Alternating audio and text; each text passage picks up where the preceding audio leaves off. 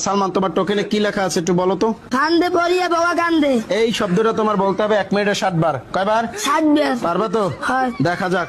দর্শক আপনারাও দেখতে থাকুন সালমান কতবার বলতে পারে ফান্দে পড়িয়া বগা কান্দে এই শব্দটা। দেখতে থাকুন সালমান, তোমার সময় শুরু হচ্ছে। রেডি, 1 2 3। ফান্দা পড়িয়া বাবা কান্দে, ভাঙ্গা পড়িয়া ভঙ্গা ভাঙ্গে, ভাঙ্গা ভাঙ্গা পড়ি পড়িয়া ভাঙ্গা।